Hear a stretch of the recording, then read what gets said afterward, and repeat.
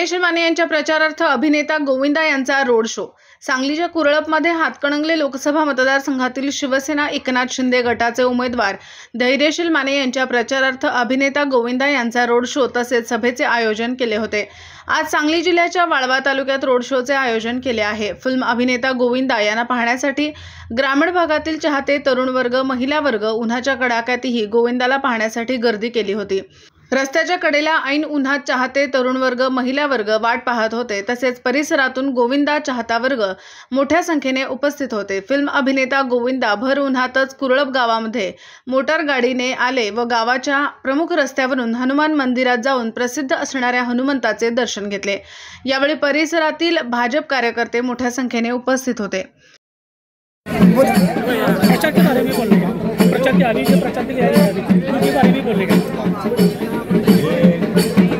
हनुमान जी का यहाँ पे political discuss नहीं कीजिए। यहाँ पूजा का स्थान है, यहाँ पूजा प्रार्थना ही होगी। बोल सियावर रामचंद्र की जय, हनुमान की जय। आज आपल्या कुरळप गावामध्ये आपल्या गावातील ग्रामदेवत हनुमानाचं दर्शन घ्यावं आणि त्याचबरोबर गोविंदाजी खास कुरळप गावामध्ये आपले उमेदवार आदरणीय धैर्यशील माने साहेबांच्या प्रचाराच्या निमित्तानं इथं आले।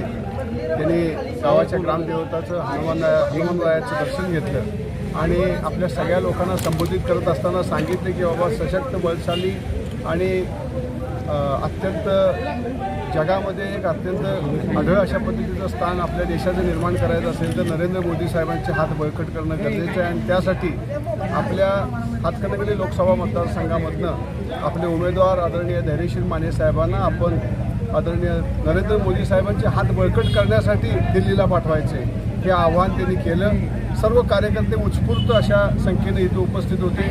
अनेक तरुणांनी गोविंदांचे अनेक पिक्चर बघितलेले आहेत आणि त्यामध्ये त्यांचा जो अभिनय आहे, सरळ अभिनय आहे, सुंदर अभिनय आहे, ते जे अनेक लोक चाहते आहेत। त्यामुळं तुडुंब गर्दीमध्ये गोविंदाजींचं स्वागत इथं आम्ही सगळ्या मंडळींनी केलं।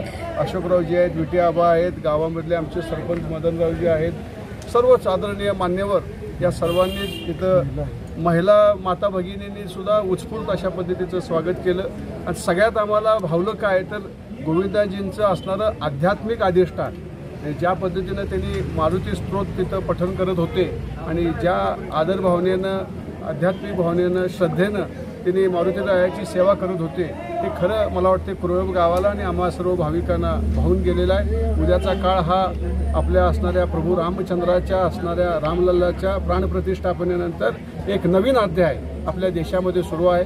हिंदुत्वाचा असणारा आपला जो आविष्कार आहे तो हिंदुत्वाचा आविष्कार आपल्याला उद्याच्या काळामध्ये एक सशक्त, समृद्ध आणि सक्षम, बलशाली भारत जगामध्ये नेण्यासाठी आपले प्रधानमंत्री उत्सुक आहेत। त्यांना आपण सगळ्या मंडळींनी साथ द्यावी असं मी या निमित्तानं आवाहन करतो।